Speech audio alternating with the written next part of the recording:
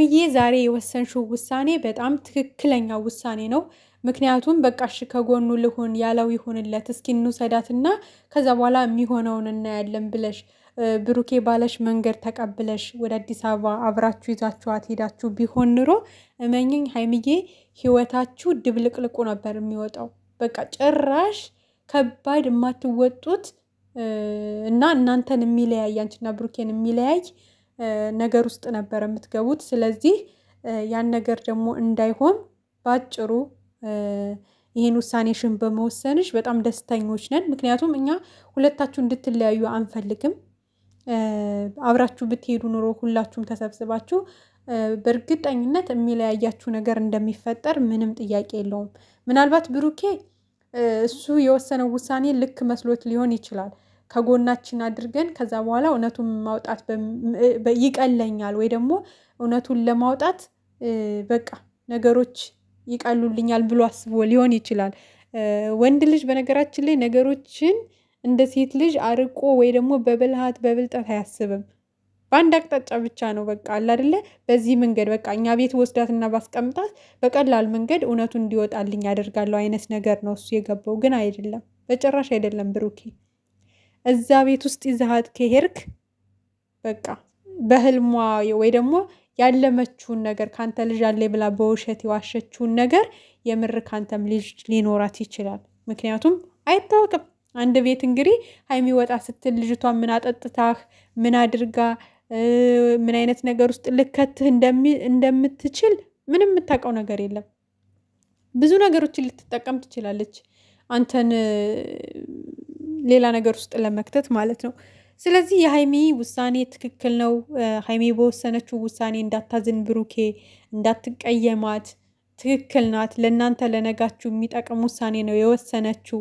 ምናልባት አንድ ቀን በቃ ያ ውሳኔሽ ትክክል ነበር፣ አመሰግናለሁ ሀይሚ፣ አንቺ እምቢ ብለሽ ባትቀሪ ኑሮ እዚህ ባንቀር ኑሮ ምናልባትም ተያይዘን ብንሄድ ኑሮ በቃ እኔና አንቺ ዛሬ ላይ ለመድረስ አንችልም ነበር ብለህ እንደምታመሰግናት እርግጠኛ ነን።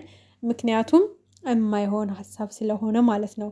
ያ ነገር የእናንተን ህይወት የበለጠ ድብልቅልቁን የሚያወጣው ህይወት ስለነበር ማለት ነው።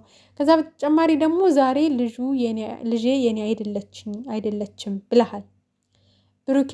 ማንም አመነህ ማንም አላመነህ፣ ሀይሚ ታምነኛለች አታምነኝም፣ ተመልካች ያምነኛል አያምነኝም ብለህ እዚህ ነገር ውስጥ መግባት አልነበረብህም። ማንም አይመንህ። ፈጣሪ ካመነህ፣ ፈጣሪ እውነቱን ካወቀ እኮ በቂ ነው። የሰው ልጅ እኮ ሰው እንዲያምነው ሰው እንዲወደው ብሎ አይደለም አይደል የሚያደርገው። ማድረግ ያለበትን ነገር ነው የሚያደርገው፣ ያመነበትን። ስለዚህ አንተም ልጄ የኔ አይደለችም ካልክ መጀመሪያው የዲኤንኤ ውጤት ሲመጣ እንደዛ ካና ሀይሚ ተለይተህ ብቻህን ሂደህ በቃ የኔ ልጅ ናት ምናምን ብለህ አምነህ መቀበል አልነበረብህም። ያ ራሱ እኮ አንድ ስብራት ነው እንዴ! ተው እንጂ ብሩኬ። አንተ ገና ለገናው አሁን ማንም አያምነኝም ብለህ አምነህ የሰው ልጅ ነው ብለህ ስትቀበል እኮ እዛ ጋ ሀይሚ ብዙ ነገር ውስጧ ተሰብሯል። ብዙ ነገር ሆናለች አይደል እንዴ? ለእሷም ማሰብ አለብህ። እውነቱን በውስጥ ደብቀህ ይዘህ ለምን ሰው እንዲጎዳ ታደርጋለህ እንዴ? በዚህ ጉዳይ ላይ እኮ በጣም ብዙ ሰው እየተጎዳ ነው። ሀይሚሽ ዋናዋ ባለቤቷ ናት። ብትጎዳም እዛው ያለችበት የእሷ ችግር ነው። በቃ በጣም ብዙ ሰው እየተጎዳ ነው በእናንተ አሁን ላይ በምታደርጉት ነገር። እንዴ ወደ ራሳችሁ ተመለሱ። የምር ኧረ በስመ አብ። እና በጭራሽ እንደዛ ማድረግ አልነበረብህም። በቃ ልጅ የኔ አይደለም እንዳልከው ከመጀመሪያውም እስከ መጨረሻውም ልጁ የኔ አይደለም ብለህ መደምደም ትችል ነበረ። በህግ ከጠየቀች ደግሞ ህግ ቦታ ሄደህ በህግ መንገድ ልጅህ እንዲመረመር የኔ አይደለም ያንተ ነው ካለች ደግሞ በትክክለኛው መንገድ በህግ ዲኤንኤ እንዲመረመር አድርጉልኝ ብለህ ወደ ህግ መቅረብ። ምንድነው ወደ ህግ መቅረብ ያስፈራህ? እውነት ካለህ ያንተ እኮ ብዙ ርቀት ሄደሃል ብሩኬ። ዲኤንኤ ውጤቱን ተቀብላችሁ ስትመጡ ከሀይሚ ጠፍታ ሄድክ። ከዛ ያለህበት መጡ። ያንተ እንደሆነ አምነህ ተቀበልክ። ማድረግ ያለብኝን ነገር አደርጋለሁ አልክ። ከአንዳንድ ማለት ነው ከአንዳንድ ውጤቱ የመጣ ቀን ልጅ የኔ ነው ብለህ ተቀበልክ። በቃ ከዛ በኋላስ በቃ ማድረግ ያለብኝን ነገር አደርጋለሁ፣ ማሳደግ ባለብኝ መንገድ አሳድጋለሁ አልክ። ከዛ ቀጠልክ፣ ቤት ተከራየ ሀይሚን ሳታማክር ቀጠልክ፣ ዕቃ ገዝተህ መጣ ቀጠልክ፣ ምናምን ምናምን። እንዲህ ያ ነገር በጣም ኧረ እንደውም ሀይሚ ጀግና ናት የምር እንዴ በጣም ማለት እውነት ኧረ እኔ እንጃ እኔ አላቅም። በጤና ከሆንክ ይሄ ነገር ሀይሚን ምን ያክል ሊጎዳት እንደሚችል ማሰብ መቻል ነበረብህ። ምክንያቱም ከባድ ነው ለሴት ልጅ አንድ ፍቅረኛ ከምትለው ወንድ ሁሉ ነገር እየተካሄደ ማየት በጣም ነው የሚያመው የምር ማለት ነው። እኛ እስከዛሬ ከጎን ሆነን ብሩኬ አያደርገውም። አሁንም ቢሆን እኮ ከጎን ነበርን። በፍጹም ልጇ አይደለችም። የሆነ እውነት አለው ብሩኬ። ወይ ይች ልጅ እያስፈራራችሁ ነው፣ ወይ የሆነ ሚስጥር ይዛበታለች፣ ወይ የሆነ መረጃ ይዛበታለች። እስኪ ታገሱ እያለን ብዙ ከጎንህ ነበርን።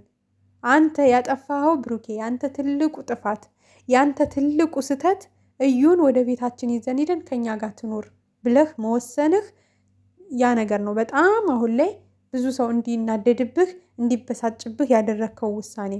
ሀይሚም ይሄን ያክል ውሳኔ በቃኝ ብላ እንግሽግሽ ብላ ምርር ብላ እንድትናገር ያደረገው ውሳኔ ይሄ ነው። አሁን በሀይሚ ማንም ሰው ሊፈርድ አይችልም። ጠይቀዋለች፣ ሞክራለች። ውሳኔን አሳውቀኝ፣ እየቀለድክ መሆን አለበት፣ ይሄ ትክክለኛ ውሳኔ አይደለም፣ አንድ ቤት መኖር አንችልም ብላሃለች።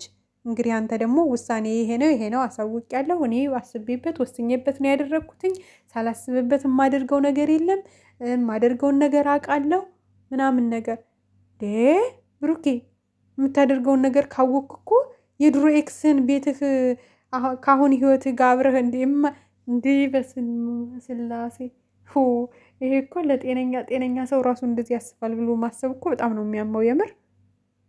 ወደ ራስህ ተመለስ ብሩኬ።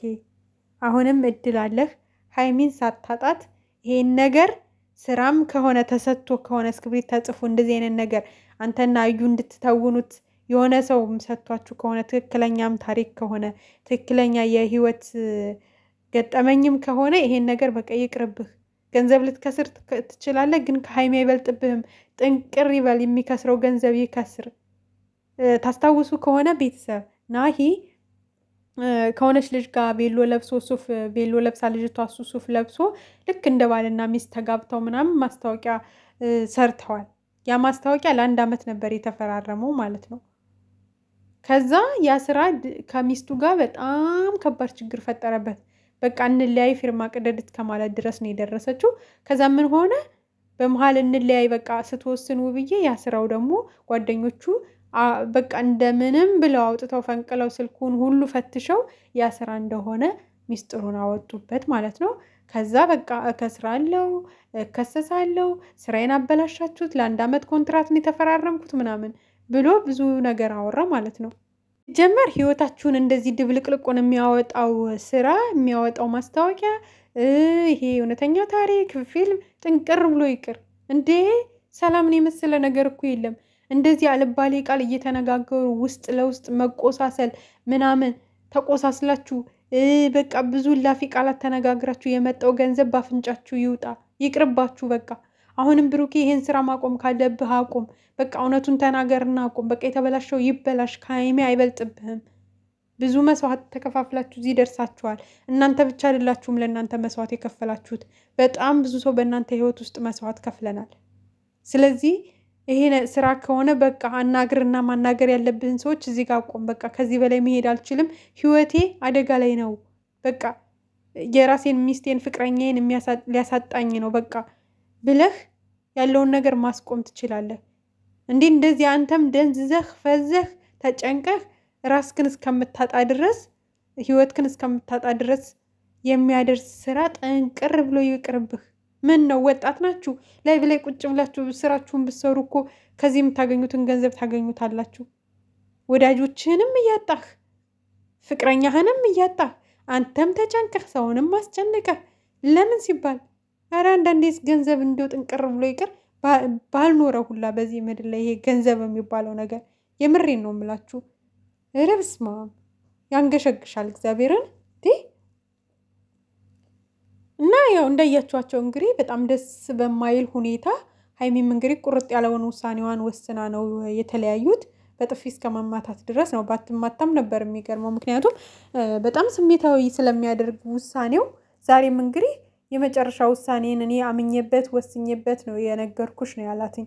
ዛሬም ደግሞ ያንን ምላሽ ሲሰጣት ስሜታዊ ሆና እንግዲህ በጥፊ መታዋለች። በጣም ስሜታዊ ያደርጋል። ምንም ማድረግ